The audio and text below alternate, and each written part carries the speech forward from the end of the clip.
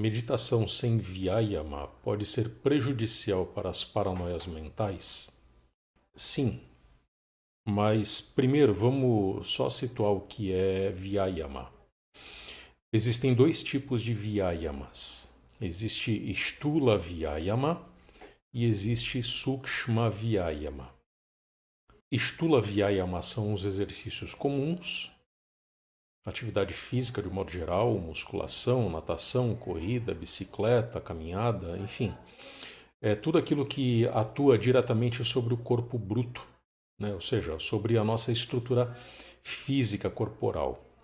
E Sukshma Vyayama são os exercícios sutis.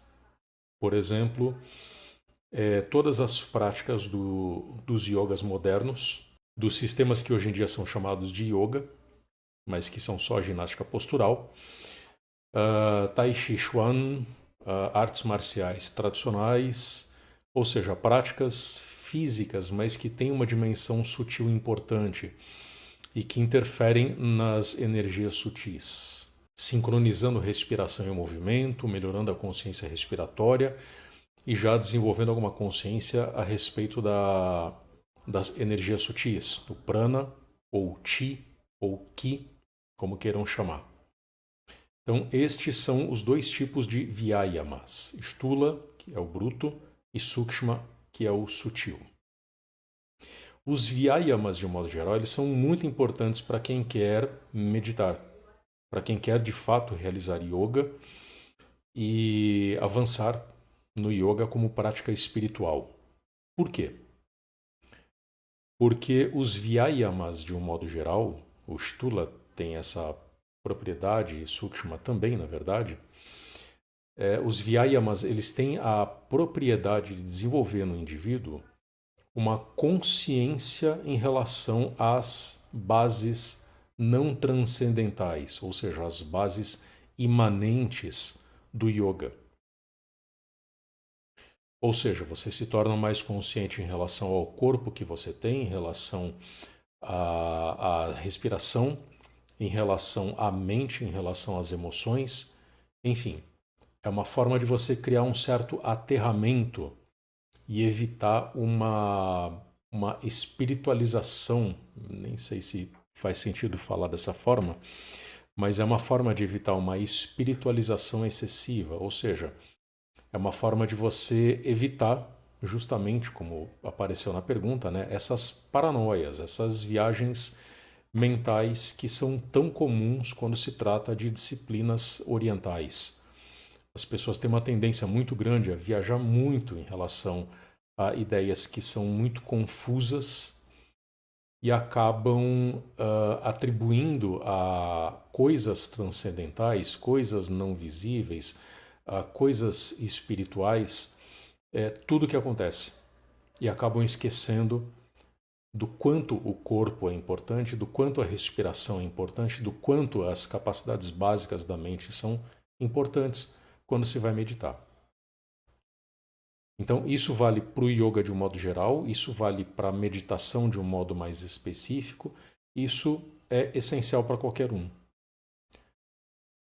Quando eu explico meditação para meus alunos, eu sempre falo disso. Eu falo, olha, se você esbarra com dificuldades para meditar, é importante que você recue um pouco e reveja a sua condição física, a sua condição respiratória, a sua condição mental, sua condição emocional e certifique-se de que essas dimensões todas elas estão em ordem. Porque geralmente uma mente confusa em relação à prática da meditação, em relação à prática do yoga, é um sintoma de que algo não foi bem resolvido. E uma forma muito importante de resolver estas coisas, nestas outras dimensões, são os Vyayamas. Isso é importante também para evitar dissonância cognitiva e desconexão com a realidade. O que eu quero dizer com isso é que, para justamente evitar viagens mentais e manter uma base estável que vai garantir que a sua prática seja um motivo para esclarecimento, um motivo para entender melhor a realidade, para ver melhor a realidade, e não um motivo para você mergulhar e se afundar em viagens mentais cada vez mais birutas. Outro efeito muito comum dessa dissonância cognitiva é a despersonalização. Ou seja, a pessoa avança na prática e acaba acreditando que ela não é nada. Ou seja, a prática como um trampolim para um niilismo bastante problemático que leva muitas pessoas a problemas psíquicos e emocionais importantes.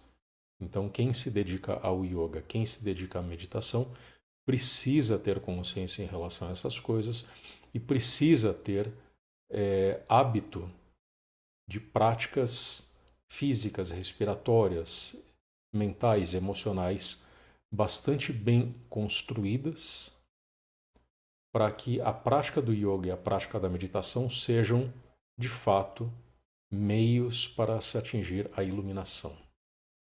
Quais os melhores asanas para quem quer meditar?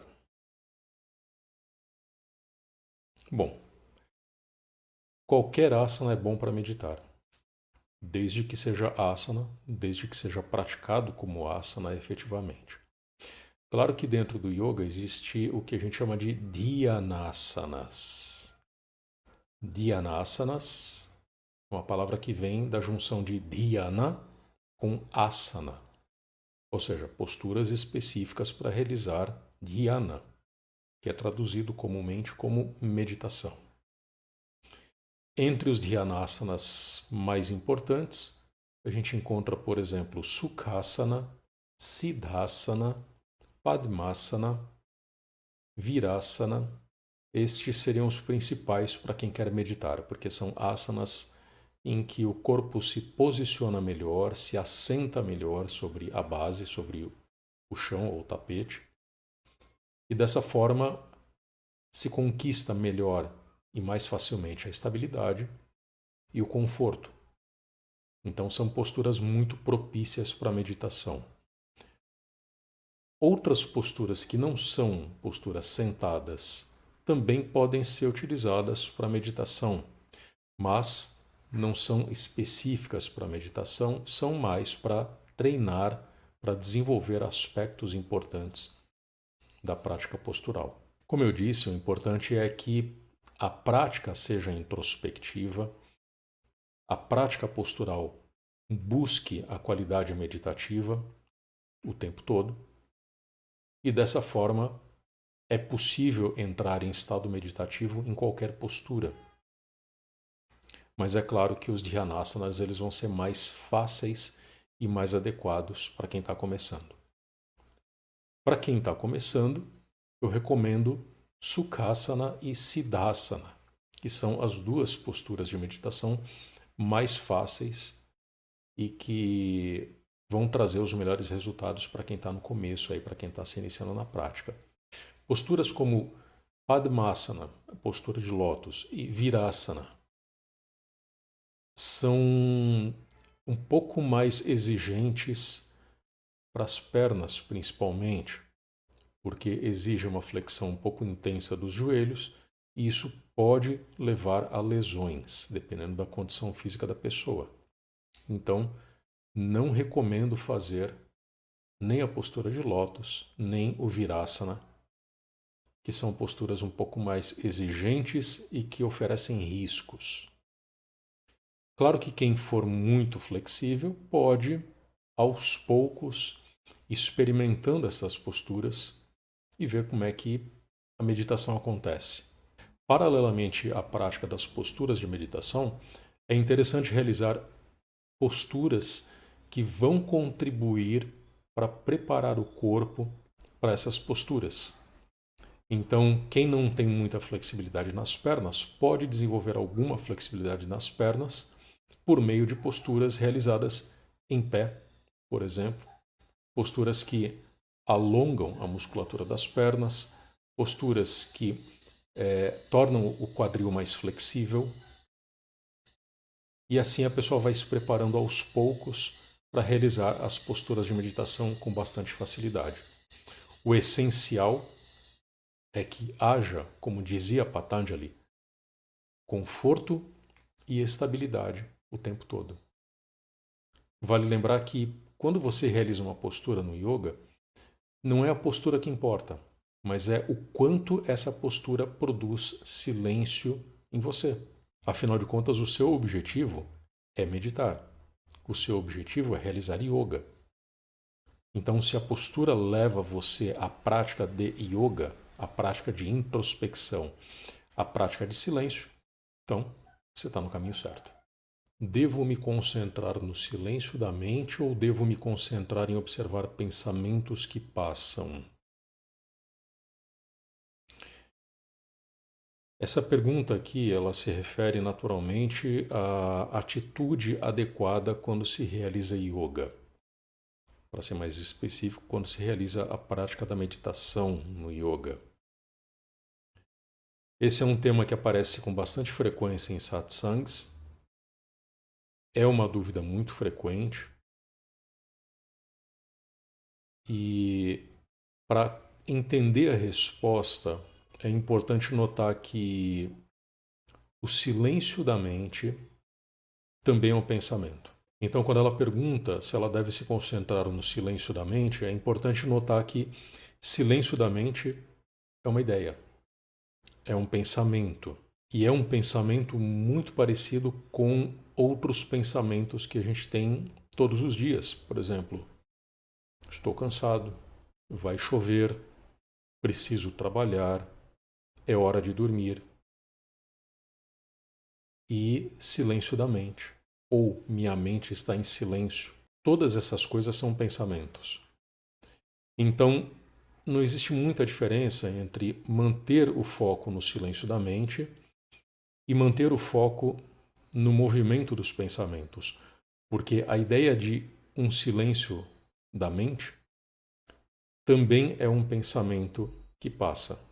Também é uma das nuvens mentais que são produzidas por nós mesmos e que nós devemos observar de forma bastante serena, passiva e contemplativa durante a prática do yoga.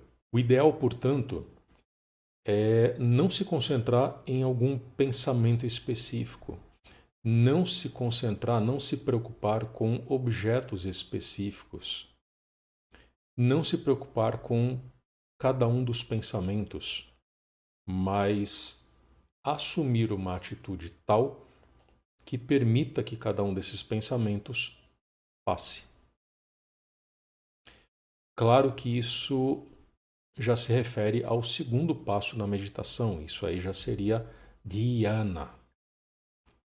No primeiro passo, em dharana, a mente está preocupada em observar os pensamentos, em tomar consciência de cada pensamento que surge diante de nós.